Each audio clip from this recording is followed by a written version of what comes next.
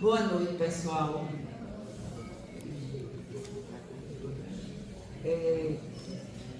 Hoje nós teremos perguntas e respostas com a nossa irmã Carla Júlia. Então, o nosso irmão, como é o nome dele? Ele está com papéis e caneta. Quem quiser fazer pergunta, pode fazer, que ele é só fazer sinal para ele, que ele vai lá e dá o papel e a caneta para vocês perguntarem. Também pode perguntar verbalmente. Mas se todas as pessoas resolverem fazer pergunta verbal, vai ficar aquele tumulto. Então, o ideal é que seja num papelzinho, tá bom, gente? Vamos fazer a nossa prece para a gente começar nosso trabalho. Deus Pai de infinita bondade, Espíritos trabalhadores desta casa, em nome de Jesus pedimos permissão para dar início aos trabalhos da noite de hoje. Que a nossa irmã seja inspirada e que possa realmente esclarecer, para que as pessoas que tenham as suas dúvidas possam sair daqui, assim, compreendendo melhor, tirando as suas dúvidas. Que Deus nos abençoe, nos ilumine, hoje, agora e sempre. Assim seja. Tem a primeira pergunta. Qual a necessidade de Deus de criar novos espíritos?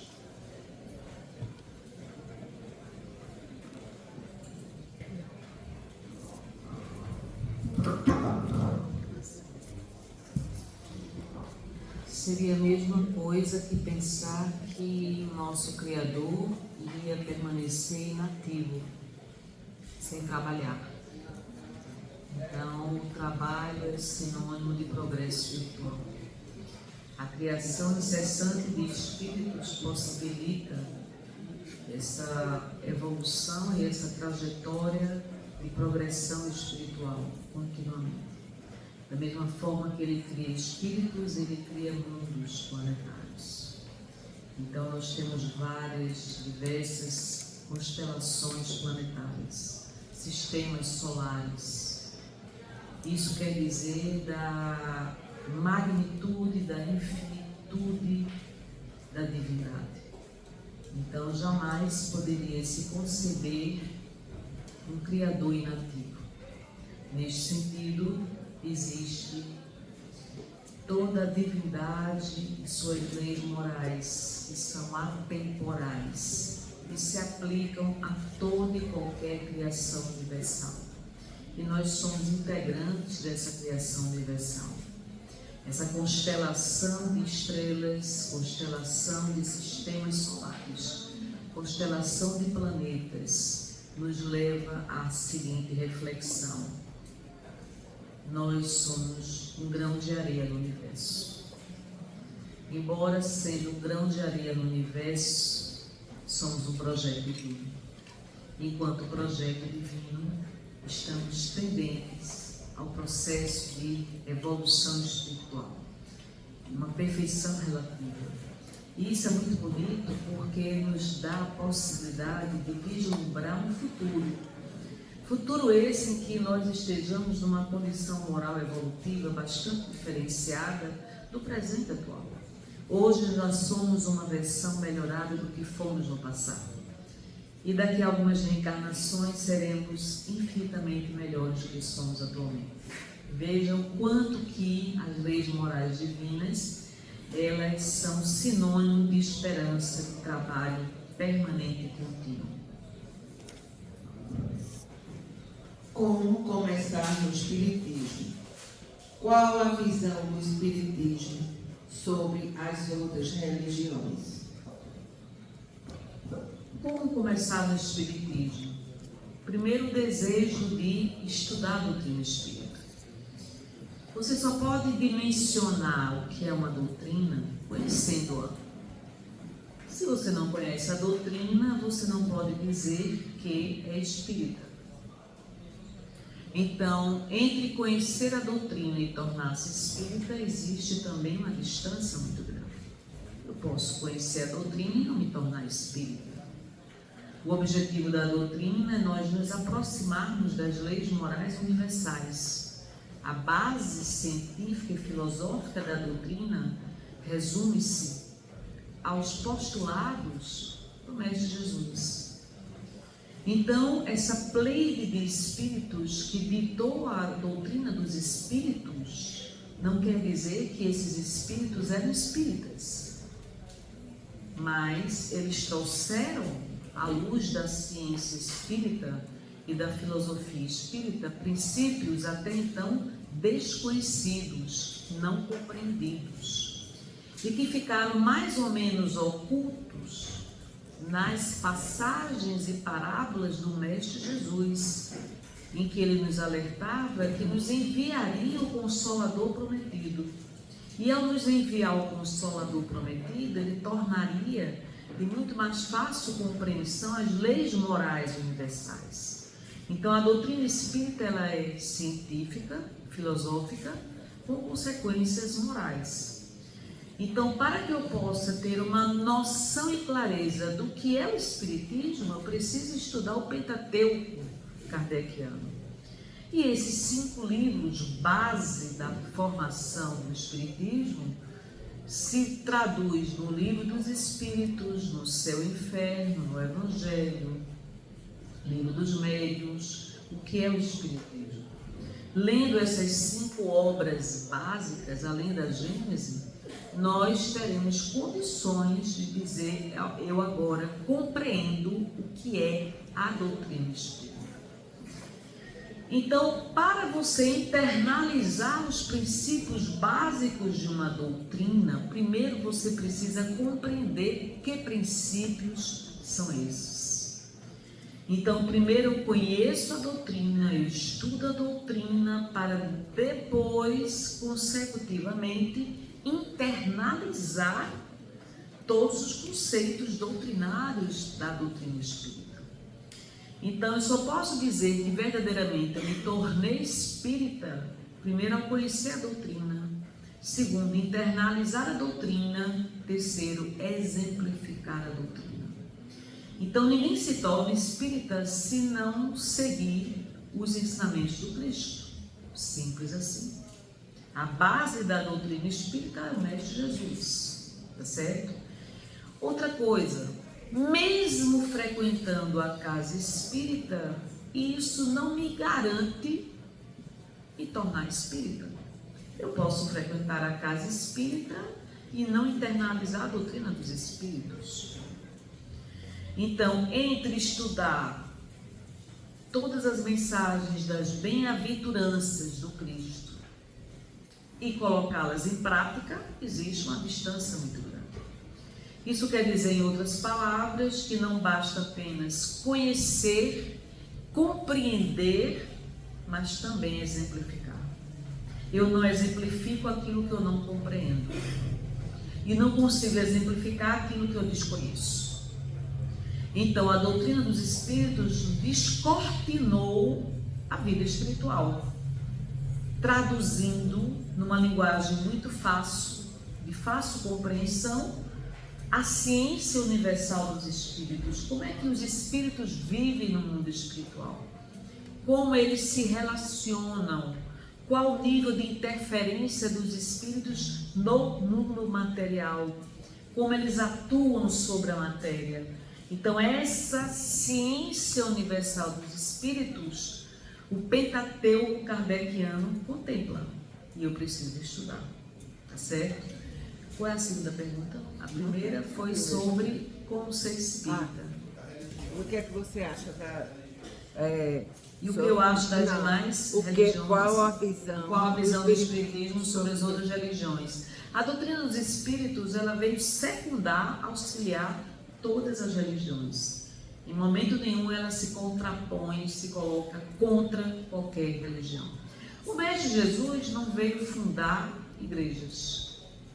Ele apenas veio professar a mensagem do amor. Quem criou as religiões foram os homens, não é assim? Então nós teríamos que, em primeiríssimo lugar, estudar a vida do Cristo, conhecer o Cristo, para nos dizermos cristãos. Aí não tem pergunta. Então, se não tem perguntas. Então, nesse sentido, é um desafio nós entrarmos em contato com essa doutrina. Por que é um desafio? Nós temos padrões de comportamentos altamente enraizados nas nossas atitudes diárias. Não é fácil se tornar cristão.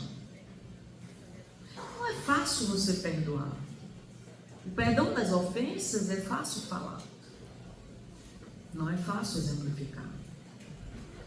Então, quando eu aprendo a amar a essência divina, mais do que a minha visão de mundo, as minhas crenças limitantes com relação a quem sou eu e quem é o próximo, eu me desprendo desse apego ao meu próprio ego.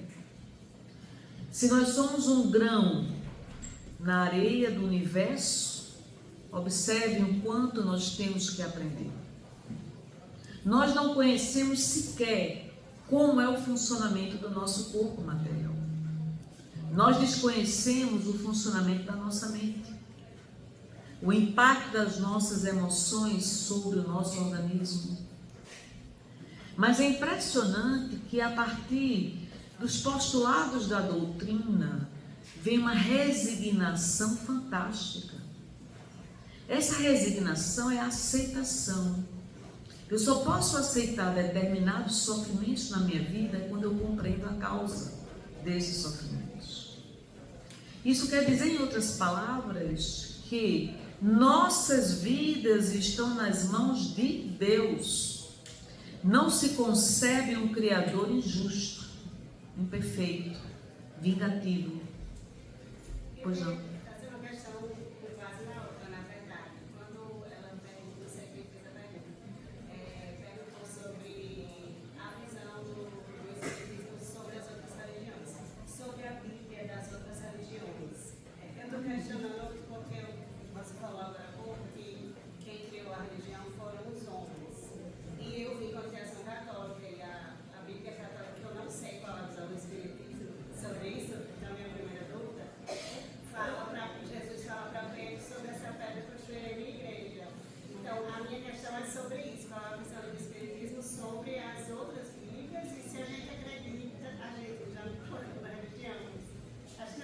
Sim, deu para entender perfeitamente. Pedro se tornou a pedra da igreja do Cristo. Mas a igreja do Cristo era um templo do amor. Se tornar um templo de amor. Então, na verdade, nós não precisaríamos de igrejas se nós nos tornássemos templos do amor. Como não somos templos do amor, precisamos frequentar as igrejas. Nesse sentido, não é? Então, Pedro era a âncora que se fundamentaria a igreja do Cristo. Em momento nenhum ele denominou que igreja seria essa. Ele falou do reino universal. Não é? O meu reino ainda não é deste mundo. Se o reino do Cristo fosse desse mundo, ele não teria sido crucificado. Não é? Então a versão da Bíblia, ela veio sendo transformada ao longo dos séculos. No Concílio de Nicéia foram alterados vários conceitos que existiam na Bíblia. Porque o contexto social, histórico da época, não se coadunava com os princípios que constavam nas recentes mensagens do Cristo. Então, quando se fundou a Igreja Católica, então no Concílio de Nicéia foram retirados vários princípios que eram fundamentais, inclusive um deles era a reencarnação, certo? Mas isso muito mais como instrumento de dominação da massa. As pessoas não tinham acesso aos princípios apostólicos de Jesus. Só poucos detinham o conhecimento, a leitura da Bíblia nascente. Então a interpretação desses conceitos variou de conformidade com os interesses políticos e financeiros daqueles que se diziam os intérpretes da Bíblia, não é? Então, da mesma forma que nós vemos várias versões, não é? Segundo apóstolo Marcos, segundo o apóstolo João, segundo o apóstolo Mateus. Então, os ensinamentos do Cristo foram deturpados ao longo dos séculos, né? Mas o princípio moral desses ensinamentos são atemporais. A exemplo, as bem-aventuranças são atemporais, se aplicam em qualquer época da humanidade. Assim como os princípios filosóficos. Você vê o estoicismo como um ramo da filosofia. E é um ramo da filosofia que é extremamente atual, o estoicismo. E aí a gente observa que o Cristo não poderia ter dito tudo naquela época porque não existia o avanço da ciência. Então, à medida que a ciência avançou, houve paralelamente a comunicação dos espíritos trazendo novos conceitos proporcionais ao avanço da ciência. Por isso que Allan Kardec, ele falou, né, que a doutrina espírita anda de mãos dadas com o avanço da ciência. E o interessante é que a ciência hoje está se espiritualizando. E é muito bonito isso. Pois não? Como é que vocês, boa noite a você e boa noite a todos. Como é que vocês, espíritas, receberam o resultado desse censo das religiões que saiu esse ano, que mostrou que há um ascendente crescimento da religião evangélica, da religião de matriz africana e há um decaído de espíritas? Pois é, a doutrina dos espíritos teve sua origem lá na França. E por incrível que pareça, não permaneceu na França, migrou para o Brasil, em suas bases conceituais. O problema não é a quantidade de espíritas, nem a quantidade de casas espíritas. Esse movimento espírita reflete a doutrina espírita. Os espíritas estão preparados para serem intérpretes da doutrina espírita. Então, não tem como, mesmo na casa espírita, eu não abordar situações que, do ponto de vista da ciência, se coadunam com a própria doutrina dos espíritos. Então, eu conversei muito sobre esse tema, porque eu vi um pronunciamento. Tem como ligar um ventilador? Está muito quente aqui.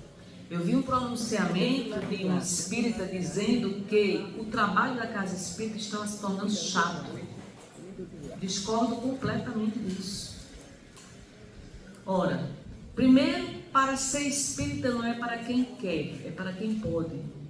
Muitos conhecem a doutrina e não permanecem na doutrina espírita. Segundo, eu preciso conhecer a doutrina para falar sobre a doutrina espírita. O que acontece muitas vezes é que poucas pessoas estudam a doutrina para serem intérpretes da própria doutrina. Então, ser um palestrante não é fácil. Exige conhecimento, preparo.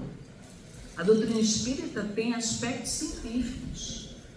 Então, eu não posso me colocar à frente da doutrina sendo palestrante da doutrina espírita, falando o que eu acho, o que eu sinto, o que eu penso. Eu tenho que falar em nome da doutrina espírita. Então, o trabalho da casa espírita é um trabalho muito sério, que exige médiuns devidamente capacitados, intérpretes da doutrina devidamente formados, devidamente estudiosos, conhecedores da doutrina. Então, veja que não é fácil você ter um nível de excelência a nível de palestrantes e médiuns trabalhadores de uma casa espírita. Então, mais importante do que a quantidade de centros espíritas e o número de espíritas no Brasil é o papel dos espíritas que existem atualmente. Por exemplo, se o que eu falo impacta pessoas, eu tenho que ter cuidado com o que eu falo. Afinal de contas, eu estou falando em nome da doutrina. O problema não é o aumento de espíritas, o problema é o número de espíritas que verdadeiramente internalizou a doutrina espírita. É preferível ter menos com qualidade do que mais com superficialidade. E é muito fácil utilizar princípios religiosos para dominar movimentos e populações. Não é esse o objetivo da doutrina espírita. O Brasil se tornou um país de resiliência religiosa. Ele abraçou várias religiões e vários povos vindos, oriundos de outros países. Então ele é caracterizado pela flexibilidade, pela maleabilidade, diferentemente da França. Então o movimento do espiritismo no Brasil nunca foi semelhante ao movimento espírita da França e da Europa. Totalmente diferente. Assim como os demais países de primeiro mundo. Nós temos um cunho mais religioso, nós somos voltados mais para atividades assistenciais. Nós trabalhamos muito com a mediunidade, o que não acontece nos outros centros espíritas europeus. Então, em número de médiuns, o Brasil está muito à frente de qualquer outro país. Então, o Brasil está destinado a ser o coração do mundo, pátria do Evangelho. Porém, para que esse planejamento espiritual ocorra, tem que haver trabalhadores preparados para levantar a charrua, para serem instrumentos e exemplos da doutrina, o que não é fácil. Veja, não é o tempo que você está na casa espírita que lhe credencia se dizer espírita. Não é a quantidade de trabalhos que você desenvolve na casa espírita que lhe garante a credibilidade moral de um verdadeiro trabalhador espírita. Isso é muito complexo. Então eu posso ter jovens que estão recentemente na casa espírita e são mais espíritas do que pessoas antigas que estão há anos na casa espírita sem serem exemplos e instrumentos da espiritualidade. Então reconhece-se o verdadeiro espírita pelo esforço que empreende para domar suas más inclinações. Não é possível ao espírita permanecer o mesmo que ele foi. Se ele não mudou nada ao longo de sua trajetória espírita, ele não é verdadeiramente espírita. Muito me impressionou o depoimento de um grande influencer da atualidade que utiliza o YouTube para fazer palestras como influência, como coach. E ele disse que ele já foi espírita e hoje não é mais espírita, ele virou ateu. Lamento, nunca foi espírita. Porque uma vez você sendo espírita, você será espírita.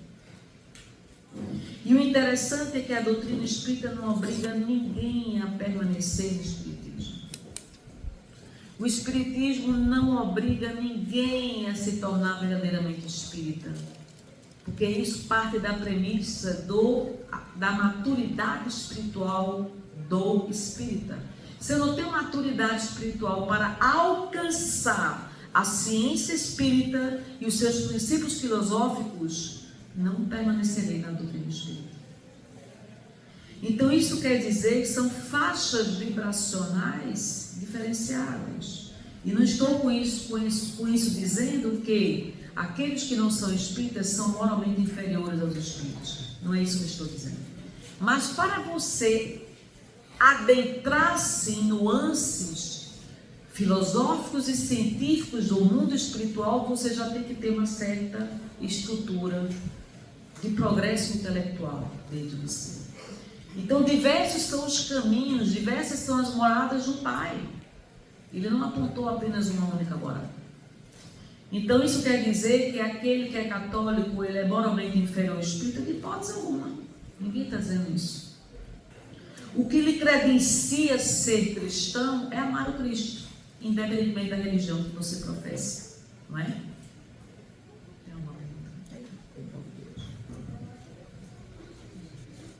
Só complementando o que você está dizendo, Carla, muitas vezes existem pessoas que dizem até que são ateus, né? Que não frequentam nenhuma religião, e elas são muito mais caridosas, muito mais amorosas, elas se comportam moralmente muito melhor do que qualquer uma outra pessoa que diga e que professe religião A, B, C, D, espírita. Quer dizer, ninguém aqui julga nem seleciona nenhuma religião, não é isso, Carlinhos?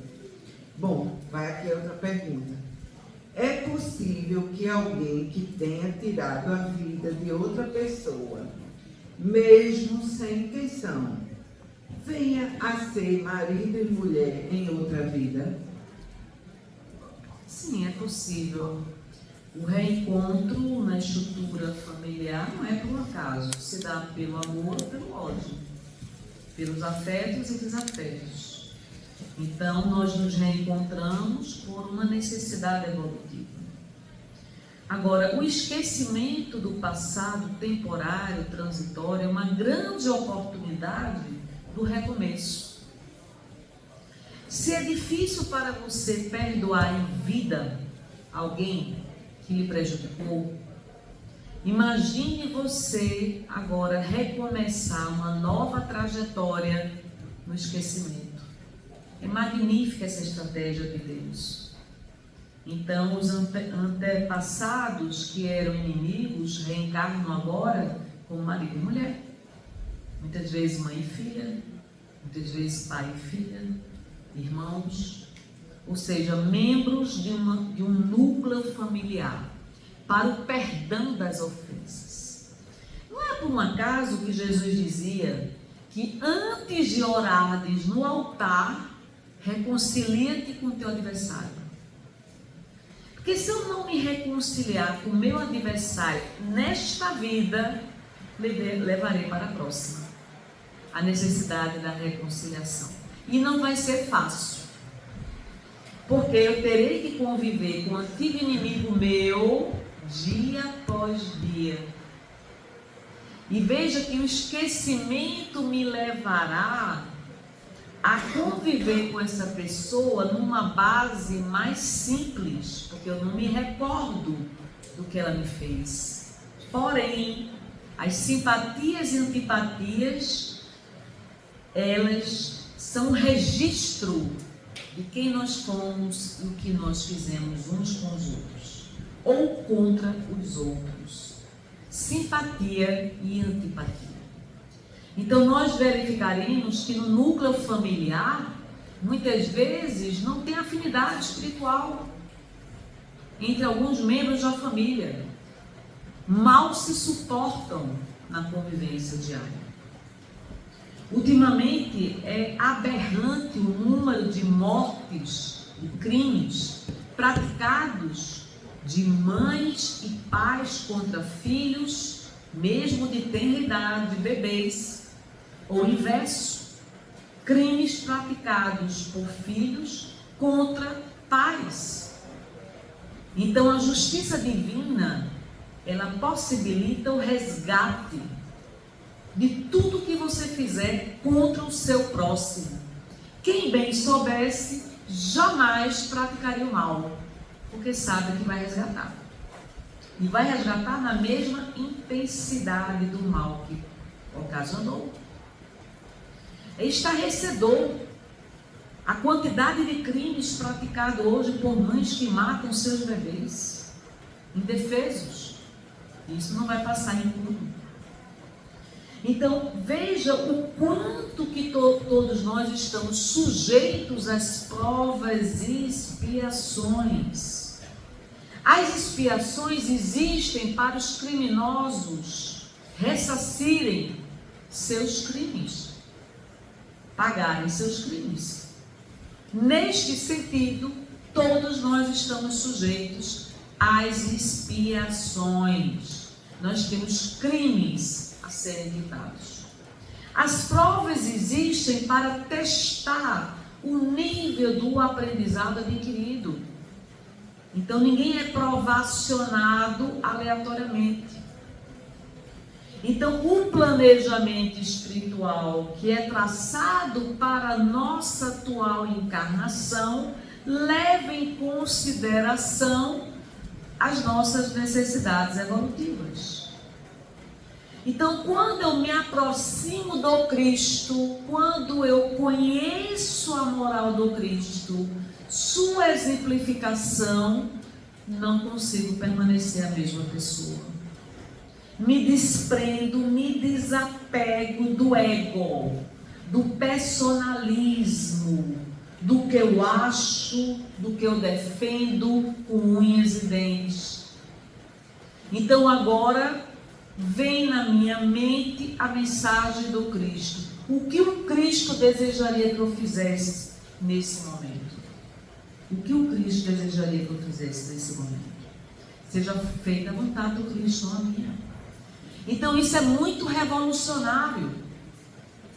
Porque em momento nenhum ele veio propagar a vingança, o ódio, a crueldade, a criminalidade.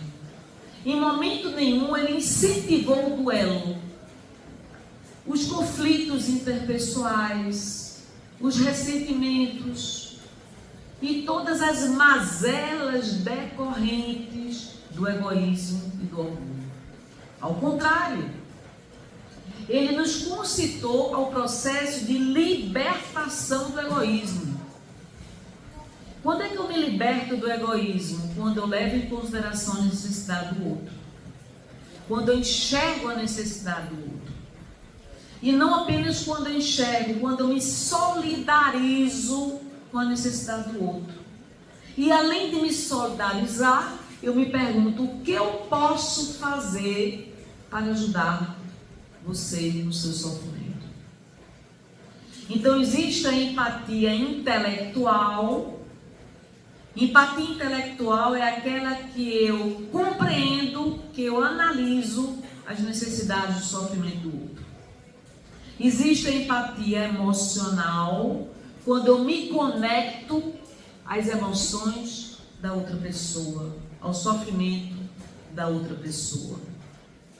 E existe aquela empatia em que eu me coloco à disposição para minimizar o sofrimento do outro. Ou seja, eu não apenas agora identifico o sofrimento da pessoa, me solidarizo com o sofrimento da pessoa, mas me coloco em movimento para amenizar, atenuar o sofrimento do outro. Essa é a verdadeira empatia social, espiritual. Então, não apenas enxergo, identifico, reconheço o sofrimento alheio, mas agora me coloco, me predisponho a amenizar esse sofrimento. E o que significa isso? O cristão colocando-se em movimento da sua fé, traduzindo-se em obras. Imagina um cristão que tem fé, mas não coloca em movimento a sua fé. Não produz resultados. Não auxilia o próximo. É um mero cristão intelectual. Esse tipo de cristão, lamento, a doutrina dos Espíritos não precisa. Não precisa. A doutrina dos Espíritos não precisa de intelectuais que reproduzam os conceitos científicos e filosóficos da doutrina espírita. Conhecereis meus discípulos por muito se amarem. Quando é que eu posso amar o meu próximo? Quando eu enxugo as lágrimas dele. Quando eu abraço alguém que sofre. Quando eu mato a fome de quem sente fome. Quando eu perdoo aquele que me feriu. Quando eu enxergo a necessidade do outro. Para que eu possa enxergar a necessidade do outro, eu tenho que estar desprendida, desapegada da centralidade das minhas próprias necessidades. Eu não conseguirei enxergar a necessidade de outra pessoa se eu não estiver desapegada das minhas próprias necessidades. Então, reconhece-se o verdadeiro espírita pelo esforço que ele empreende para domar suas más inclinações. Amareis, reconhecereis meus discípulos por muito se amarem. O grande desafio nosso da atual encarnação, desta encarnação, é o amor. Colocar o amor em movimento, em aprendizado. O que eu posso fazer para me tornar uma pessoa melhor? O que eu posso fazer para melhorar a versão de mim mesmo? Que resultados a minha atual reencarnação exige de mim? Há muitos anos atrás, um espírito me disse: justifique sua atual encarnação. O que ele quis dizer com isso? Preste contas, dia após dia, do que você faz e do que você não faz. Pois não. Essa máxima se aplicaria ao fato de que você falou, que a gente vê agora, tanto os pais cometendo crime com os filhos, filhos cometendo com os pais. Esse número exagerado, se aplicaria isso aí? Esses espíritos vindo, porque já que a família é onde a gente encontra reajustes ou ajustes, essa máxima se aplicaria? Os crimes cometidos no núcleo familiar são resultado do desamor, da falta do amor e do perdão. Então, a insuportabilidade de convivência de membros da família os torna vulneráveis à possibilidade do cometimento do crime e da própria violência. Então, o contexto, o cenário nacional e mundial estimula a violência em todos os sentidos. E o que nós observamos que é a inexistência da compreensão dos princípios espirituais, o distanciamento do homem da divindade, a ausência do Cristo no coração do ser humano, torna-o vulnerável ao cometimento de crimes. Recentemente agora foi publicado nas redes sociais um filho que assassinou a mãe numa discussão que teve porque ele estava com dívidas por conta de jogos eletrônicos, jogos virtuais. Então, numa discussão, ele foi lá e matou a mãe. Então, veja, o que é isso? Falta de Deus, falta do Cristo, falta de princípios morais, ausência de disciplina. Então, quanto mais vulnerável o ser humano se encontre, mais vulnerável ele é e suscetível à prática da violência. Isso pode ser dentro do núcleo familiar ou fora do núcleo familiar. Então, esse período agora é um período de muita turbulência espiritual. Nós estamos observando que geralmente se propaga a ausência de valores morais. É melhor ser desonesto do que honesto. É melhor você ser promíscuo do que ser leal. É melhor você ficar do que se dedicar a uma relação, um relacionamento amoroso. Então, cada vez mais se propagam valores morais amorais, que não são morais. Então, é mais fácil você estar entregue às suas paixões do que você frear os ímpetos das próprias paixões. Em nome dos meus desejos, qualquer meio me vale, é lícito. Então, para obter o seu dinheiro, eu posso matar você. Isso pode ser minha mãe, pode ser qualquer ser humano. Eu assisti um vídeo também hoje que eu fiquei impressionada.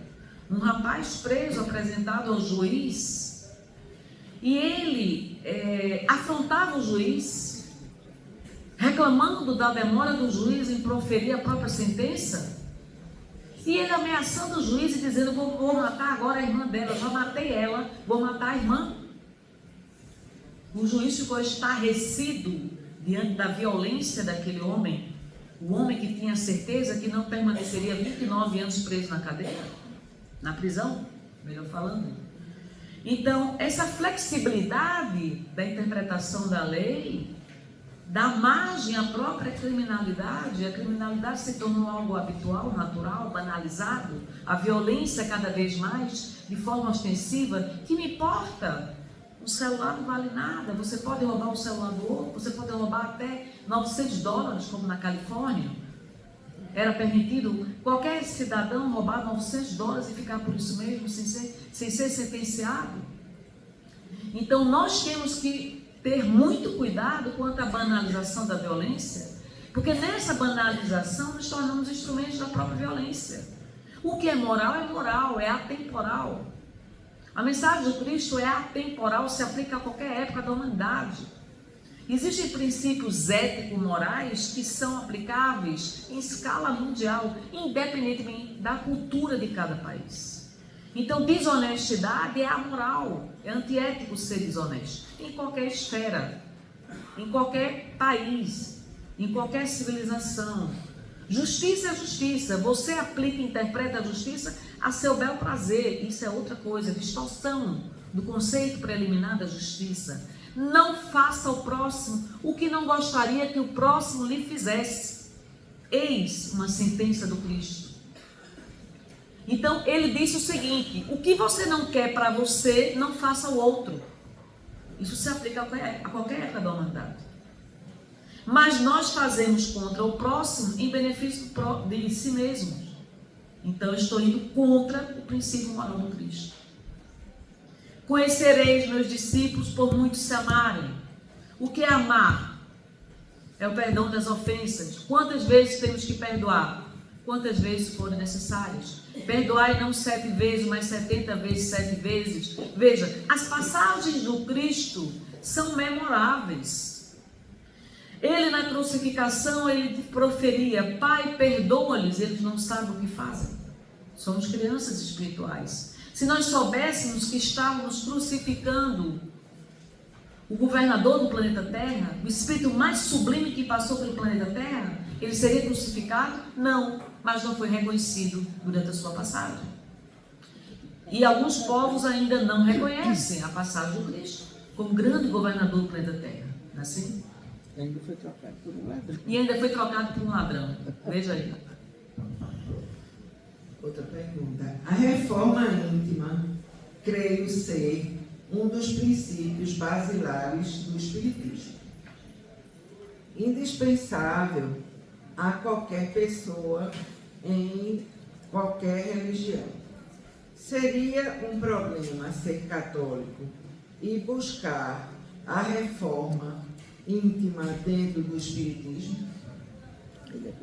De hipótese alguma, você pode vivenciar uma outra religião, uma outra convivência, uma igreja, e vir se tratar na doutrina espírita, no movimento espírita, na casa espírita, se tornar espírita.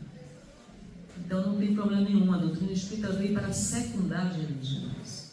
Só que a doutrina espírita, ela trata de uma ciência, de uma filosofia que nenhuma outra religião alcançou ainda, interpenetrou ainda, que é a ciência universal dos espíritos. A metodologia que Kardec utilizou para sistematizar a doutrina foi uma metodologia comparativa de caráter universal.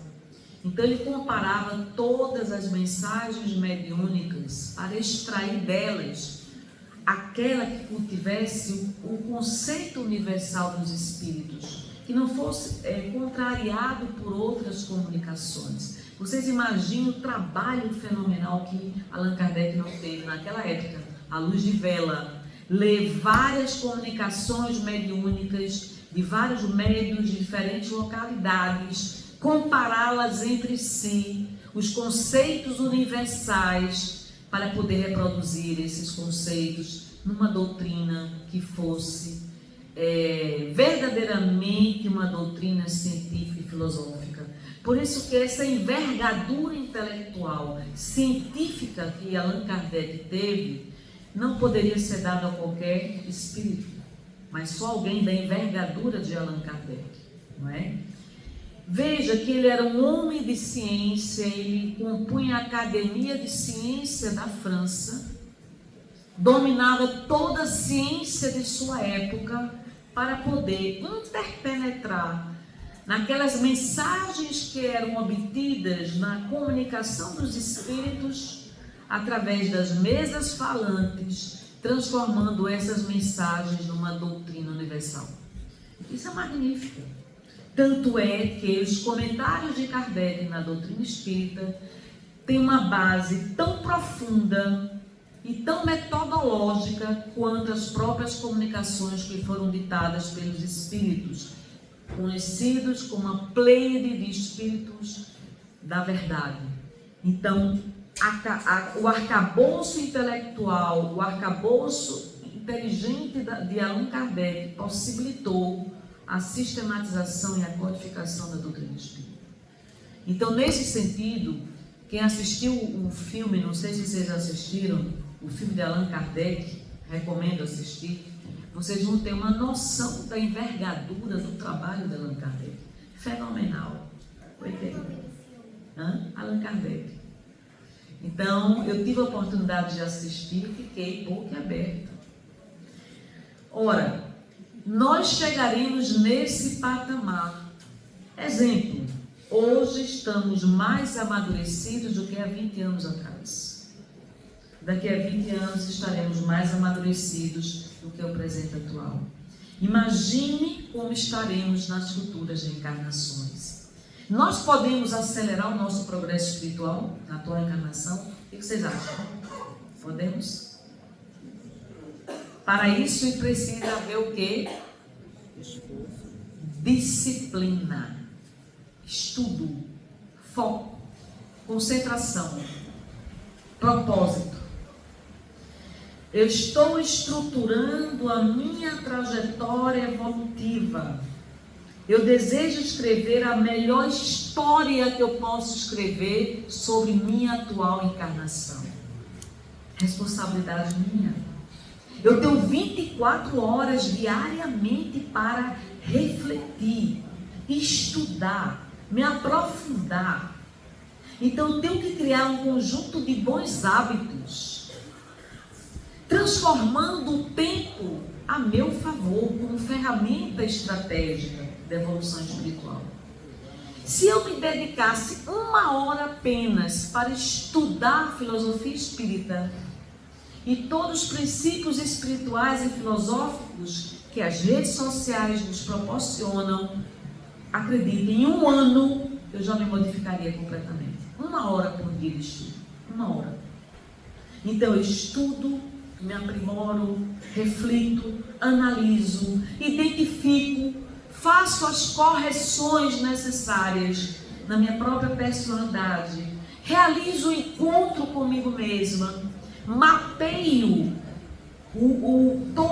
todas as características que precisam ser corrigidas na minha personalidade, identifico os meus erros e faço uma reprogramação mental das minhas crenças. O que nós estamos falando? Tua fé te curou. Eu acredito no poder de autotransformação. Eu me determino a ser uma pessoa diferente do que eu sou hoje. Para isso, eu vou utilizar o tempo a meu favor. Vou ser uma boa aluna neste aprendizado. Vou ter a sabedoria de interpenetrar a minha essência espiritual. Não vou ter medo do confronto sobre o lado sombra que ainda me caracteriza. Vou identificar os meus medos, vou identificar minhas inseguranças, vou corrigir minhas atitudes que são altamente contraditórias, porque primeiro eu vou identificar que atitudes eu não desejo mais repetir. Para que eu não repita atitudes e comportamentos indevidos, eu tenho que identificar quais atitudes e comportamentos não deveriam ser repetidos na minha vida. Porque eu cansei do sofrimento que minhas atitudes erradas geraram na minha vida. Isso é um processo de autoconhecimento e autoconsciência. Eu só adquiro autoconsciência quando eu tenho autoconhecimento, identifico os erros e as causas que geraram os erros atuais, comportamentais dessa minha encarnação. Então, sou ciumenta, não quero continuar sendo ciumenta. O ciúme me aprisionou, o ciúme me infernizou, o ciúme desgastou meus relacionamentos. E agora os resultados do meu ciúme se espelham, se materializam na má qualidade da minha vida, dos meus relacionamentos. Decido, a partir de hoje, não reproduzir comportamentos ciumentos contra quem quer que seja. Eu só posso chegar nesse nível de decisão pela identificação da mazela do ciúme como imperfeição na minha individualidade. Estou citando um exemplo dos inúmeros exemplos que nós temos que modificar. Então, o tempo à nossa disposição é algo que exige o quê? Sabedoria. exige maturidade espiritual. Eu não vou banalizar o tempo. O tempo é um recurso valioso. Eu preciso utilizar esse recurso no meu processo evolutivo espiritual. Eu me determino a ser uma pessoa melhor do que eu sou. Eu vou construir a minha própria trajetória evolutiva. Assuma a responsabilidade por essa trajetória evolutiva que eu estou percorrendo. Isso é um poder fenomenal. Me determino agora a eliminar a violência dentro de mim através de maus comportamentos, através de pensamentos negativos, sentimentos negativos, através de comentários indevidos. Me recuso a ser um instrumento da violência. Me recuso a reproduzir o mal contra quem quer que seja. Eu não suporto mais ser instrumento da violência. Então agora eu quero ser instrumento da autopacificação. Um ser humano pacificado é altamente misericordioso. Um ser humano misericordioso não sente necessidade de julgar a ninguém. Não sente necessidade de criticar ninguém, nem culpabilizar ninguém. A misericórdia que ele tem é tão grande. A compaixão que ele tem pela dor do outro, pelo sofrimento do outro é tão grande que ele olha com misericórdia e com perdão. Isso é sublime. Isso é sublime. Eu só posso ter misericórdia e compaixão pela dor do outro quando identifico a minha própria dor. Quando entro em contato com a minha dor e consigo curar essa dor. Como você pretende se tornar uma fonte de água cristalina se você sente sede? Eu nunca vou esquecer disso. Nunca vou esquecer disso. E foi dito espiritualmente. Como você quer ser uma fonte de água cristalina quando você sente sede? Mate a sua sede. Tenha misericórdia por você. Tenha compaixão com as suas vulnerabilidades. Aceite suas limitações. Enfrente seus defeitos e imperfeições. Mas, sobretudo, se ame como você é. E peça a Deus de joelhos: Jesus, meu Pai, Deus, me ajuda a me tornar um ser humano melhor do que eu sou. E melhor não apenas para o outro, mas para mim. Eu nunca aprendi a me amar como eu merecia ser amada. Eu nunca me perdoei como eu merecia ser perdoada.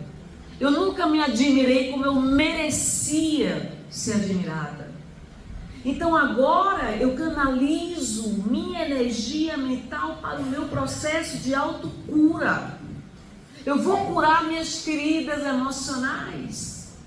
Eu vou curar meus traumas existenciais. Vou deixar de duelar contra mim e utilizar minha energia mental a meu favor. Então agora eu não preciso mais competir contra ninguém. Não sinto necessidade de ser melhor do que ninguém. Não sinto necessidade de ser extremamente valorizada por ninguém, nem de ser alvo de elogios, aplausos de ninguém. Porque eu tenho clareza do esforço que eu estou empreendendo para me tornar um ser humano melhor do que eu sou. Então é tão bonito essa experiência de transformação, de metamorfose espiritual. É impressionante. Imagine o artista, o sublime artista, produzindo a sua arte com esmero, com perfeição. Somos nós. Nos foi dado o tempo da atual encarnação para nos tornar uma outra versão melhor do que somos. Então eu preciso aprender a ser mais simples de coração. Eu preciso aprender a fazer uma coisa de cada vez, a valorizar as pessoas com que eu estou me relacionando, a transformar o convívio em momentos sagrados. Estou falando uma coisa profunda aqui para vocês. Nossa convivência é sagrada. Talvez não haja outro momento igual a esse. E eu vou banalizar esse momento de hipótese alguma. Eu passei por uma experiência agora, quinta-feira, fantástica, com meu pai. Viajei para Brasília, estava com princípio de demência, se internou para fazer uma cirurgia de um problema seríssimo no cérebro, internação que ficou até agora. Então ele está com traqueostomia, não consegue falar. Muitos anos eu tive mágoa do meu pai, muitos anos. O sentimento de abandono, de rejeição, de exclusão foi terrível. Então quando eu olhei nos olhos daquele pai, encheu meu coração de amor por ele. E eu dizia para ele: meu pai, eu lhe perdoo pela sua ausência. Nunca seu espaço foi ocupado por ninguém. É seu. Eu só desejava ser amada por você. Aceite a vontade de Deus. Compreenda esse sofrimento que você está passando. E sabe quem estava presente no momento que eu tive a oportunidade de conversar quase meia hora sozinha com ele? O meu avô desencarnado, a minha avó desencarnada, minha tia desencarnada. O encontro espiritual foi planejado com antecedência. Nunca senti tanta paz como naquele momento. Meu coração transbordava de amor por aquele homem que me rejeitou a vida inteira. Entenderam isso? E ele não conseguia tirar os olhos de mim. Ele entendia tudo que eu falava.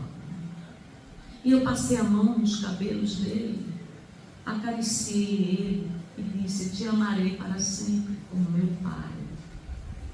Sou grata por ter vindo por você. Entenderam o que eu estou falando? Sabe quantos anos eu levei para chegar nesse nível? 59 anos. Somente. 59 anos. Mas cheguei. O que eu estou querendo dizer a vocês é que toda libertação, através do perdão, nos engrandece espiritualmente. E adivinha o que o meu avô falou? O meu avô ficou emocionadíssimo. Minha avó enxugou as lágrimas. E ele veio se comunicar no Evangelho lá por mim, dizendo o quanto nós éramos amados como os primeiros netos dele, eu e meu irmão gêmeo. Então estou dizendo a vocês que sem o amor nós estaremos sempre em guerra contra o outro e contra si mesmo. Sem o amor seremos condenados e prisioneiros da violência. Sem o amor estaremos atormentados mentalmente, vivendo no passado de erros e crimes. Só o amor nos proporciona a redenção espiritual. Então o que eu queria era eternizar aquele olhar dele para mim naquele momento. E eu gravei na memória. Estou mostrando a vocês que é possível a gente transformar a mágoa em perdão. É possível transformar o ressentimento em perdão. Para isso eu precisei me perdoar por todos os erros que eu já cometi na minha vida. Isso quer dizer que nós podemos evoluir espiritualmente. E é incrível a sensação de liberdade que o perdão proporciona a cada um de nós. É incrível. Nós merecemos isso, concordam? Nós merecemos perdoar e sermos perdoados. Já chegou a hora. Faltam 3 minutos. E com isso eu quero dizer a vocês que o estudo nos ajuda, nos leva a uma maior compreensão, nos mostra os erros que nós cometemos, nos mostra a possibilidade de correção e nos mostra que nós também precisamos ser perdoados por tantas outras pessoas que nós prejudicamos. Nós não somos vítimas de ninguém. O mundo não nos deve nada. Nós é que nos tornamos prisioneiros das nossas mágoas, nossos ressentimentos. Vocês sabem que a experiência de olhar nos olhos de alguém é muito profunda, não é? Você olhar nos olhos de quem você ama é muito profundo. Nos permitamos essa profundidade em nossa vida. Olhar nos olhos do outro. Falar aquilo que as palavras não conseguem falar. Expressar através do olhar aquilo que você talvez ainda não tenha conseguido falar. O corpo fala. Que eu possa olhar para as pessoas não com mágoa, não com ressentimento, mas com perdão. Não é assim, pessoal? Nós merecemos isso. Nós merecemos perdoar aqueles que nos feriram em algum momento de nossa vida, que nos decepcionaram profundamente. Quebramos os grilhões que nos aprisionavam. Nós estamos destinados a sermos livres espiritualmente. O que é ser livre espiritualmente? Ser sem graus ares. Nada lhe prende mais. Nada lhe afeta mais. Você superou a si próprio. Superou, inclusive, a própria dor que você sentiu. Isso é muito bonito. Nós merecemos essa experiência. Que Deus nos abençoe e muita paz. Bem, gente, olha, hoje a gente teve uma aula maravilhosa, né? Então vamos fechar nossos olhos e vamos agradecer a Deus por essa oportunidade maravilhosa de aprendizado. Que o que foi dito hoje à noite, que sirva de exemplo para cada um de nós, que nós possamos olhar para dentro de cada um de nós e não é correndo, não é com aquele querer fazer tudo de uma vez, mas a gente ir aprendendo a se olhar, como a nossa irmã falou, porque temos um anjo de guarda, e esse anjo de guarda, ele está sempre a nos orientar e a nos indicar e a aconselhar, para que cada dia a gente permaneça não no erro, mas se esforce para melhorar. E vamos pedir que o Mestre Jesus, com a sua imensa bondade, também nos perdoe e nos ajude, ilumine nossas vidas, não dando para a gente já a comida pronta, mas ensinando para que a gente saiba que a nossa encarnação aqui é a escola da vida. Estamos aqui para aprender e a nos aperfeiçoar. Que Deus nos abençoe, nos ilumine, nos ajude, hoje, agora e sempre. Assim seja.